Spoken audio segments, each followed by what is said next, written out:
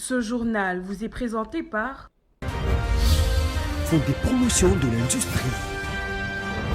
Votre partenaire privilégié pour la réussite de vos projets.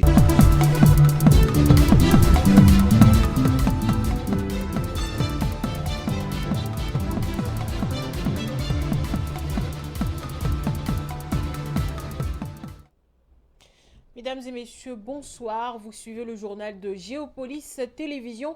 Voici les grandes lignes de l'actualité de ce soir. La République démocratique du Congo déclare officiellement la fin de la 16e épidémie d'Ebola après 42 jours consécutifs sans nouveau cas. Le ministère de la Santé, avec l'appui de l'OMS, confirme la maîtrise de la situation, une étape majeure dans la lutte contre cette maladie. Également dans l'actualité, une rencontre diplomatique de haut niveau se prépare à Washington. Les présidents Félix-Antoine Tshisekedi et Paul Kagame sont attendus à la Maison-Blanche ce 4 décembre pour un sommet avec le président américain Donald Trump. Objectif, relancer le processus de paix entre Kinshasa et Kigali et tenter d'apaiser la crise sécuritaire persistante dans l'est de la RDC. Enfin, à l'international, la société minière Barrick confirme avoir trouvé un accord avec le gouvernement malien mettant fin à un lent contentieux. Cet arrangement prévoit notamment la libération de plusieurs employés détenus, marquant un tournant dans les relations entre le groupe canadien et les autorités de Bamako. Je l'ai annoncé au sommaire, après 42 jours consécutifs sans nouveau cas, la République démocratique du Congo a officiellement déclaré ce lundi 1er décembre 2025 la fin de la 16e épidémie d'Ebola. Après plusieurs semaines sans nouveau cas, a annoncé le ministère de la Santé de la RDC avec l'appui de l'Organisation mondiale de la santé. Dans Momat. L'épidémie d'Ebola, déclarée le 4 septembre 2025 à Boulapé dans le Kasaï, a touché plusieurs zones de santé, dont Mweka, Mouchengue et Kakenge. Il s'agissait de la première flambée dans cette région depuis près de 2 décennies. Au total, 64 cas ont été recensés, 53 confirmés et 11 probables avec 45 décès. 19 patients ont été guéris, les derniers sortant du centre de traitement le 19 octobre. Depuis le 25 septembre, aucun nouveau cas n'a été signalé, permettant le décompte de 42 jours requis pour déclarer la fin de l'épidémie. La riposte rapide a été déterminante.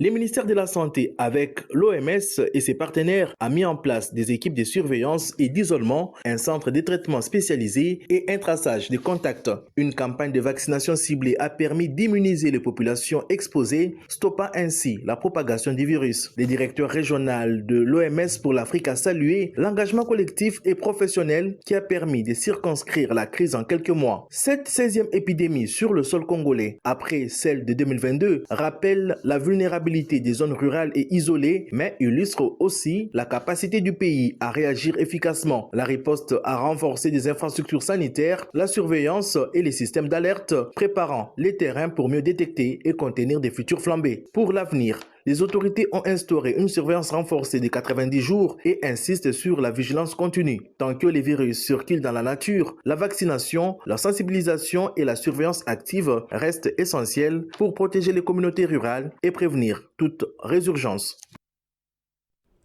À présent, direction Washington, où une rencontre diplomatique majeure est annoncée pour ce 4 décembre. Les présidents Félix-Antoine Tshisekedi de la RDC et Paul Kagame du Rwanda sont attendus à la Maison-Blanche pour un sommet avec le président américain Donald Trump. Objectif, relancer le processus de paix entre Kinshasa et Kigali et tenter d'apaiser la crise sécuritaire dans l'est de la RDC. José Junior Ouawa. Et son homologue rwandais Paul Kagame devrait rencontrer le président Donald Trump ce 4 décembre. Une rencontre décisive dans la poursuite du processus de paix initié entre les deux pays voisins.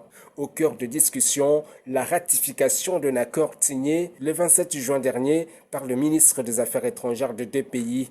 Un texte est censé ouvrir la voie à la désescalade dans l'est de la République démocratique du Congo.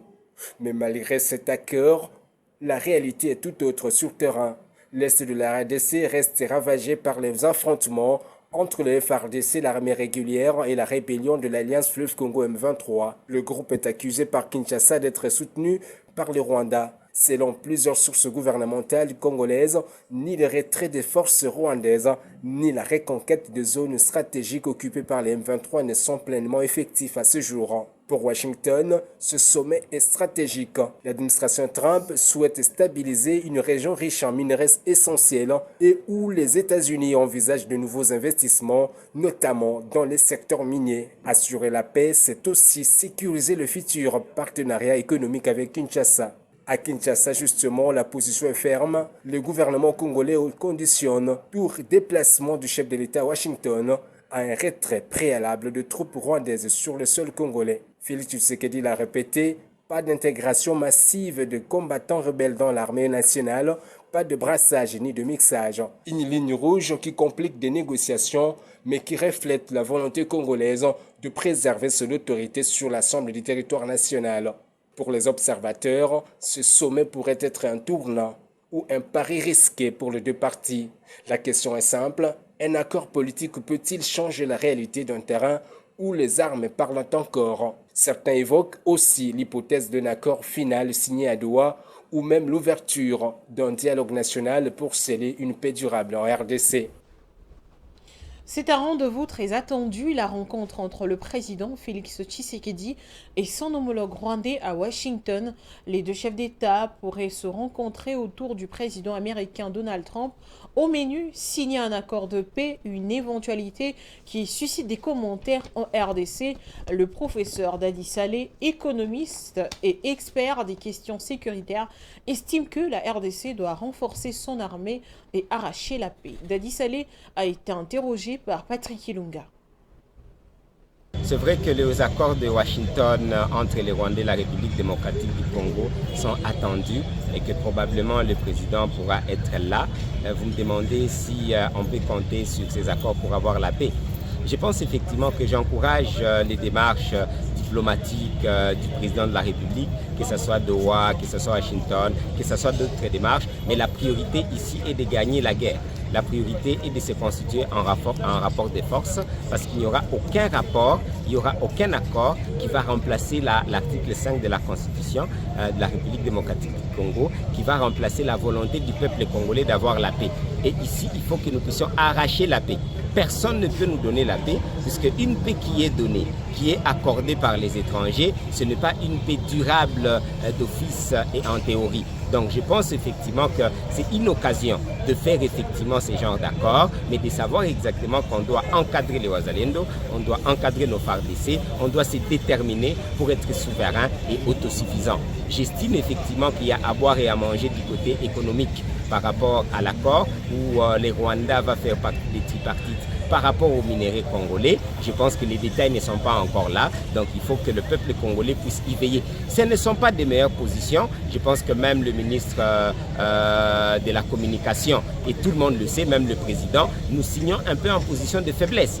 Il faudrait effectivement que nous ne puissions pas tout accepter. On ne va pas brader nos minéraux comme le président l'a si bien dit et on ne va pas faire des brassages. Alors là, on est d'accord. Donc nous attendons exactement, essayer de voir ce qui va se passer. Mais je sais que si nous nous prenons en charge avec l'article 63 de la Constitution, nous allons avoir un développement et des accords plus durables entre les Congolais. Merci.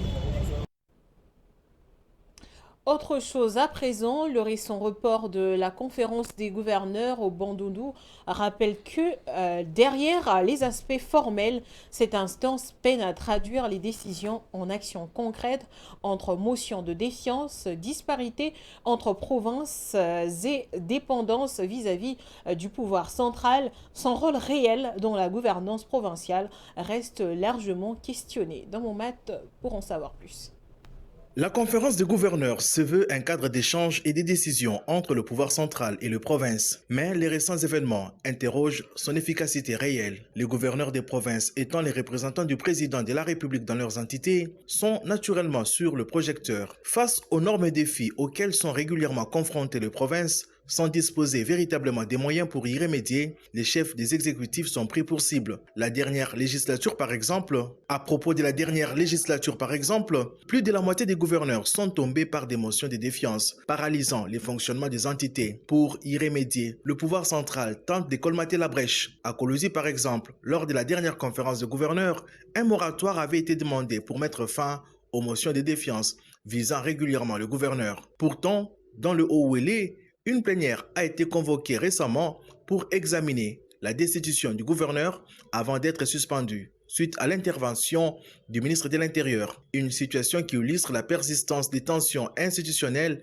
malgré les résolutions adoptées. Bien avant, la Chopo ou encore le Kasaï oriental ont failli ne plus avoir de gouverneurs à cause de motions. Au-delà de ces procédures régulières amorcées par les organes délibérants, une autre réalité refait surface, les disparités entre provinces. Le report de la 13e conférence de gouverneurs, initialement prévue à Bandundu, officiellement, le préparatif n'était pas achevé, notamment la réhabilitation de l'aéroport. Au-delà des contraintes techniques, ces reports mettent en lumière la difficulté de certaines provinces à engager seules les travaux d'envergure ainsi que leur dépendance vis-à-vis de Kinshasa, qui n'a pas toujours la capacité d'accélérer les chantiers. Ces éléments relancent le débat sur l'impact concret de la conférence de gouverneurs. Les décisions prises lors de ces rencontres parviennent-elles réellement à renforcer la gouvernance provinciale et la stabilité institutionnelle ou restent-elles trop souvent sans application effective? Et pour parler de ce sujet, nous avons un intervenant sur ce plateau. Il s'agit de Dieudonné Boinali, à qui je dis bonsoir. Bonsoir Damani Mojinga. Alors Dieudonné Boinali, nous aimerions savoir quel est le rôle que joue la conférence de gouverneurs. Est-elle légale? Certains la jugent budgétivore. Merci pour la question. La conférence des gouverneurs est consacrée par l'article 200 de la Constitution du 18 février 2006, telle que révisée à ce jour. La loi fondamentale congolaise établit les principes de la libre administration des provinces, d'autonomie de gestion de leurs ressources et surtout d'une large décentralisation. La conférence des gouverneurs a son importance au-delà du fait que l'opinion publique ne voit que les dépenses qui en découlent parce qu'il faut loger les convives de la République par la province haute. Dans ce cas d'espèce, c'était la province d'Ikwilu, issue du dernier démembrement administratif de la province du Bandundu. Il faut assurer leur sécurité. Comme tout invité, il doit bien manger. Et il faut assurer leur motorisation, c'est-à-dire prévoir des véhicules, leur évacuation, et puis construire des routes, embellir la ville, mettre toutes les bonnes conditions, toutes les batteries en marche pour que cette conférence puisse réussir. J'aimerais dire aussi que cette conférence joue aussi le rôle de mettre l'harmonie entre les provinces. Nous en avons 26 pour éviter des conflits interprovinciaux, émettre des avis et formuler des suggestions sur les politiques publiques, la législation nationale, consolider l'unité nationale, la paix et la solidarité nationale. On dit souvent qu'un gouverneur, Damani Mujinga, est le représentant du chef de l'État dans sa province. Quoi de plus normal de se retrouver devant leur chef naturel, qui est le président de la République, parler des problèmes qui minent le développement socio-économique de leur province. Parler aussi du fait que nous avons des provinces qui sont très riches par rapport aux autres. Celles qui sont riches sont minoritaires, celles qui sont pauvres sont majoritaires. Parler aussi des conflits dans les assemblées provinciales entre les organes délibérants et les différents chefs des exécutifs provinciaux. Et parler aussi du désenclavement des provinces. Beaucoup de provinces sont enclavées, dépourvues d'électricité et où la desserte en eau n'est pas améliorée. Voilà quelques problèmes qui sont traités autour du chef de l'État lors de la conférence des gouverneurs. Alors, quel est le thème justement qui est retenu pour cette année 2025 ? Voilà, c'est une bonne question, Damani Mujinga. La province du Grand Bandundu, du Bandundu ou les Grands Bandundu,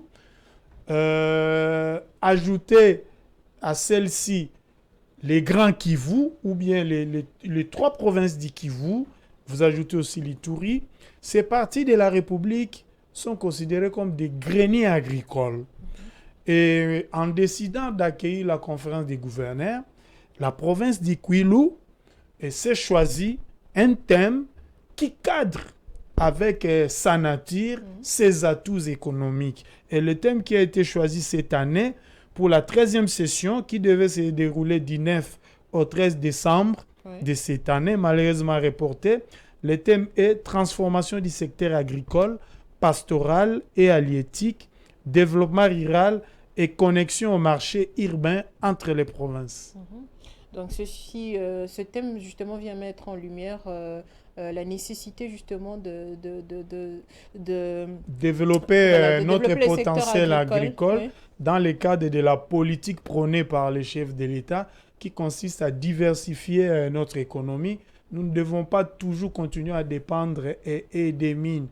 Voilà pourquoi il avait, lors de son accession à la magistrature suprême, déclaré la revanche du sol sur les sous-sols. Voilà, merci à vous Dieudonné Bonali pour cette intervention. Pour l'invitation. Poursuivons avec ce journal. À quelques jours des festivités de fin d'année, la police nationale congolaise et les forces armées ont intensifié la traque des membres des gangs dits Kuluna dans l'opération Kanga Kanga, en français arrêter sans pitié. Au-delà des interpellations, l'action des forces de l'ordre dans la capitale, la Kinshasa, relance les inquiétudes de certains habitants sur la portée réelle de ces opérations. Didier Ilunga nous en dit plus. À Kinshasa, les forces de l'ordre font des descentes de proximité, maison par maison, quartier par quartier, pour identifier et neutraliser les membres de bandes connues. Les autorités promettent d'en finir avec les zones de non-droit qui ternissent l'image de la capitale et alimentent un sentiment d'insécurité permanent. Dans la commune de Lantiele, par exemple, des forces de sécurité et de l'ordre ont, dans la nuit du samedi 29 au dimanche 30 novembre 2025, mené une opération aux alentours de 2 heures du matin, ciblant précisément les zones situées près de l'aéroport international de Njili. Au finish, 115 interpellations des présumés bandits ont été effectuées. Malgré ce succès, certains redoutent des dérapages, craignant que la traque des bandits ne donne lieu à des abus ou des arrestations arbitraires. Notons par ailleurs qu'à l'approche des fêtes de fin d'année, les autorités espèrent, grâce à cette intensification, garantir la quiétude aux Kinois et restaurer la confiance d'une population lassée par une violence au quotidien que les autorités n'arrivent pas à endiguer depuis des années.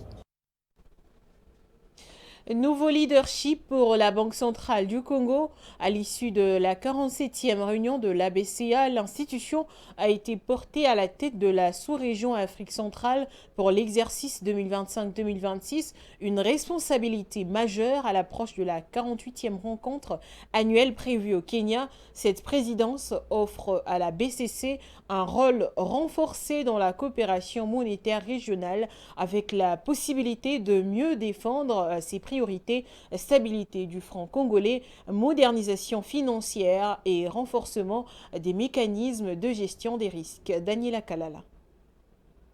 La Banque centrale du Congo vient de franchir une étape majeure dans son ancrage régional. Le vendredi 28 novembre, lors de la 47e réunion de l'Association de banques centrales africaines, l'institution a été désignée pour assurer la présidence de la sous-région Afrique centrale pour l'exercice 2025-2026. Cette nomination marque une progression notable de l'influence de la BCC et confirme son rôle dans la coordination de politiques monétaires et financières au sein de la région. Selon plusieurs économistes, cette position renforcée lui offre une marge de manœuvre plus large pour défendre ses priorités, stabilisation du franc congolais, innovation financière et consolidation des mécanismes de gestion des risques. Les spécialistes estiment également que cette présidence accroît la visibilité de la BCC à l'échelle continentale en mettant en avant une institution engagée dans les réformes et de plus en plus considérée par ses homologues. En prenant la tête de travaux préparatoires de la réunion annuelle 2026 prévue au Kenya, la Banque centrale pourra influer davantage sur les orientations techniques liées à l'intégration financière et à l'harmonisation des réglementations régionales. Pour la RDC, il s'agit d'une opportunité stratégique. Elle pourra peser plus fortement dans les décisions qui orientent les politiques monétaires africaines et affirmer sa position au sein des instances continentales. En somme, cette présidence dépasse les cadres protocolaires. Elle donne à la BCC le moyen de jouer un rôle moteur dans la construction d'un espace financier régional plus cohérent et mieux intégré. Et après 3 mois de grève sèche pour non-paiement de leurs arriérés de salaire, les enseignants grévistes du territoire de Nyunzu ont repris le cours ce lundi 1er décembre 2025. La banque Afriland a versé 2 mois d'arriérés permettant la reprise des activités scolaires.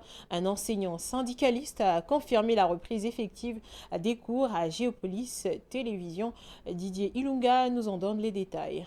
Dans le territoire de Nyunzu, au Tanganyika, les enseignants ont repris cours après 3 mois de grève sèche. Ils avaient suspendu l'enseignement pour réclamer le paiement de leurs arriérés de salaire. Selon Zachary Moma Moulongoy, président provincial du syndicat Espoir du Tanganyika, les enseignants ont repris les cours ce lundi après avoir reçu 2 mois de salaire. Nous tenons à vous informer que les enseignements ont repris aujourd'hui à Nyunzu après un long moment de grève qui était d'ailleurs motivé par le non-paiement des salaires de 3 mois. La Banque Afriland est partie payer le salaire de 2 mois et aujourd'hui, le 1er décembre 2025, les enseignants ont décidé de reprendre le chemin de l'école. Nous vous confirmons que les enseignements se donnent normalement à Nyunzu. La grève qui durait depuis septembre concernait les salaires d'août, septembre et octobre. Elles avaient provoqué des mouvements de colère et des manifestations violentes impliquant enseignants et élèves. Ce samedi 29 novembre, la ville de Kolwezi a célébré ses héros lors de la cérémonie Kolwezi des mérites organisée par l'association des anciens de Kolwezi.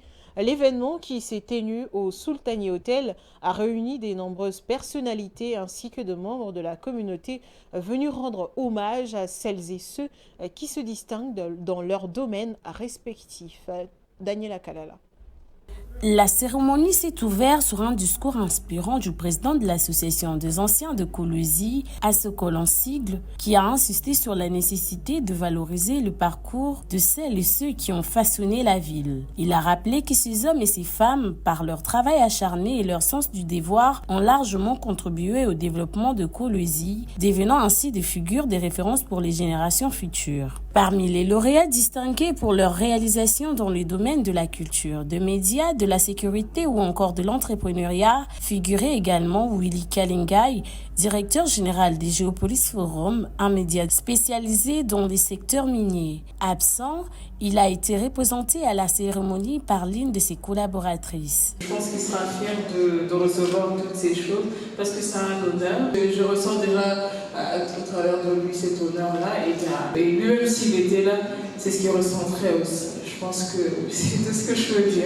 Les récipiendaires ont reçu des certificats et diverses distinctions, des gestes qui vont bien au-delà du symbole. Ils constituent un véritable encouragement à poursuivre leur engagement. Les témoignages émouvants des proches sont venus renforcer la dimension humaine de cet hommage, rappelant que la réussite collective repose sur la contribution active d'un chacun. Kolwezi de mérite s'est ainsi imposé comme un moment fort de célébration et de cohésion. En honorant ceux qui ont ouvert la voie, l'événement réaffirme l'importance de la solidarité et du dévouement dans la construction d'un avenir meilleur pour toute la communauté.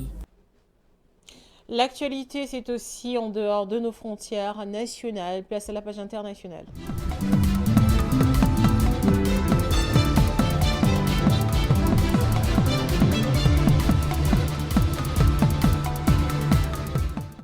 Quelques jours après les premières rumeurs relayées par la presse internationale, la société minière Barrick a officiellement annoncé avoir conclu un accord avec le gouvernement malien mettant fin à un long contentieux. Cet arrangement prévoit notamment la libération de ses employés jusque-là détenus, marquant un tournant dans les relations entre le groupe canadien et les autorités de Bamako. Myriam Likio.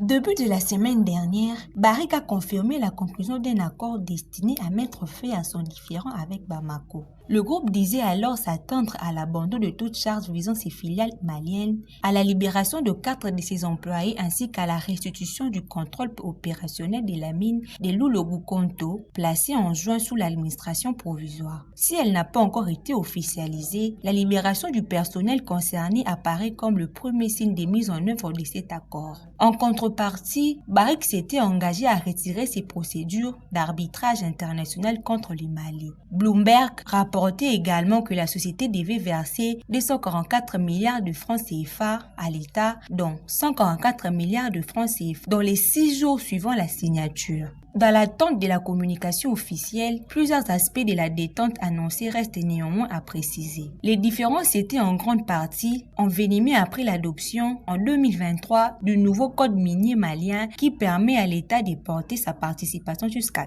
35% dans les projets miniers, dont 5% réservés aux investisseurs locaux. Ce point a été au cœur des discussions de ces derniers mois. On ignore toutefois si l'accord annoncé prévoit d'appliquer de nouveaux régimes à Loulo-Goukonto, actuellement détenu à 80% par Barrick et à 20% par l'État malien. Alors que la campagne arachidière 2025-2026 débute au Sénégal, les acteurs de la filière expriment leurs inquiétudes concernant les prix planchers.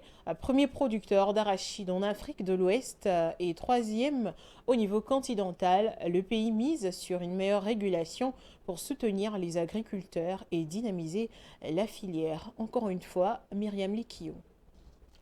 Au Sénégal, les gouvernements ont fixé à 305 francs CFA les prix planchers d'achat du kilogramme d'arachide auprès de producteurs pour la campagne de commercialisation 2025 à 2026. Identique à celui de la campagne précédente, ce tarif a été confirmé le 27 novembre 2025 par le ministre de l'Agriculture, Mabouda Diané, dans un message publié sur sa page X. Selon le ministre, cette décision illustre la volonté des autorités de renforcer leur soutien à la filière. Les concertations menées avec le Comité national interprofessionnel de l'arachide et de l'analyse fondée sur la cotation historique ainsi que sur les marchés internationaux de Rotterdam et de la Chine avaient en effet abouti à un prix de référence de 250 francs CFA par kilogramme. Cette mesure permet de soutenir les familles rurales, de consolider la dynamique productive en cours et de renforcer de manière durable la souveraineté alimentaire du Sénégal, a déclaré M. Diané. Elle intervient alors que le gouvernement cherche à relancer les productions de l'oléagineux. D'après les données du Conseil national de concertation de coopération de ruraux, citées par les médias locaux du Sénégal le 25 novembre, la récolte d'arachide au titre de la campagne 2024-2025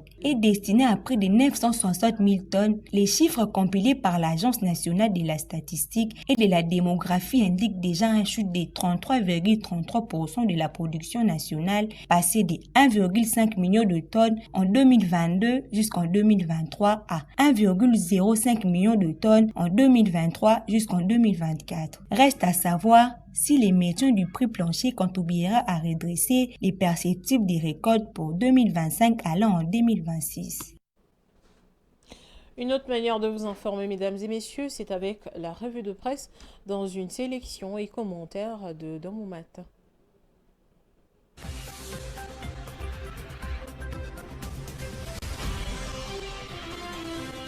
Mesdames, Messieurs, bonsoir. La signature de l'accord entre Kinshasa et Kigali, ce 4 décembre, retient l'attention de nombreux journaux parus ce lundi. La référence plus rapporte que le président de la République a tenu à rassurer qu'il se rendrait à Washington pour entériner l'accord signé avec le Rwanda sous l'égide des États-Unis, un accord déjà rendu public en toute transparence. La consoeur souligne qu'il ne cautionnera ni brassage ni mixage de combattants. Concernant l'accord d'intégration régionale, la référence plus cite encore Félix Tshisekedi affirmant qu'il n'y a rien de nouveau et que c'est tout ce qu'il désirait dès son accession au pouvoir, mais qu'il avait été poignardé dans le dos en 2022. Le journal Congo Nouveau présente la même dynamique, mais avec prudence. Le président Tshisekedi semble déterminé à aller de l'avant dans ses dossiers sensibles, malgré le critique. Son voyage à Washington devrait sceller définitivement cet accord de paix et une rencontre Tshisekedi-Kagame envisagée le 4 décembre 2025 pourrait signer un début des désescalades. Jeux Hebdo quant à lui met surtout en avant le rôle de Washington. Nonobstant les blocages, les États-Unis, dont le président a fait de la crise congolaise l'une des priorités de la politique étrangère, semblent faire leur maximum. Pour l'administration Trump, écrit Jeux Hebdo, ce sommet n'est pas seulement un coup diplomatique, mais un moyen de sécuriser une région riche en minéraux essentiels. Washington, qui prépare un accord minier, voudrait s'assurer que ces investissements puissent prospérer dans un climat de paix. Les tri hebdomadaires évoquent alors un sommet porteur d'espoir et d'incertitude. Certains y voient un tournant diplomatique, d'autres un pari risqué, tant que sur le terrain, les armes continuent de parler. Africa News apporte une voix dissonante avec les critiques du prix Nobel Denis Mukwege. Il fustige le processus de Washington et Doha qu'il accuse de compromettre l'avenir de la RD Congo. Il rappelle que depuis plus de 150 ans, l'histoire du pays est façonnée par des puissances extérieures, souvent au mépris des aspirations de son peuple. Il déplore que les Congolaises et Congolais continuent de payer un tribut humain insoutenable, tandis que les initiatives de paix se négocient, loin d'eux, sans transparence ni inclusion. Il juge les protocoles de Doha illégitimes, précaires et incapables de garantir une paix durable, d'autant que seuls 2 des 8 protocoles ont été paraphés alors que l'FCM23 poursuit ses offensives. Enfin, le phare s'écarte de la crise régionale pour annoncer le report de la 13e conférence des gouverneurs prévue à Bandundu. La première ministre Judith Suminwa a sollicité ces reports afin de permettre la finalisation des préparatifs. Le quotidien détaille le principal obstacle, la réhabilitation de l'aéroport de Bandundu où seuls 900 mètres carrés de tarmac ont été réalisés sur les 6400 prévus en raison de l'accès difficile aux matériaux, des pluies récurrentes et de l'exécution manuelle de plusieurs tâches. Fin de cette revue de presse. Au revoir.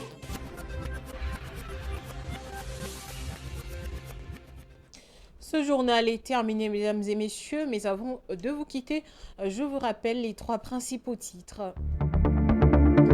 La République démocratique du Congo déclare officiellement la fin de la 16e épidémie d'Ebola. Après 42 jours consécutifs, son nouveau cas, le ministère de la Santé, avec l'appui de l'OMS, confirme la maîtrise de la situation, une étape majeure dans la lutte contre cette maladie. Une rencontre diplomatique de haut niveau se prépare à Washington. Les présidents Félix-Antoine Tshisekedi et Paul Kagame sont attendus à la Maison-Blanche ce 4 décembre pour un sommet avec le président américain Donald Trump. Objectif, relancer le processus de paix entre Kinshasa et Kigali et tenter d'apaiser la crise sécuritaire persistante dans l'est de la RDC. Enfin, à l'international, la société minière Barrick confirme avoir trouvé un accord avec le gouvernement malien mettant fin à un lent contentieux. Cet arrangement prévoit notamment la libération de plusieurs employés détenus, marquant un tournant dans les relations entre le groupe canadien et les autorités de Bamako. Merci d'avoir choisi Géopolis Télévision pour vous informer. À très bientôt.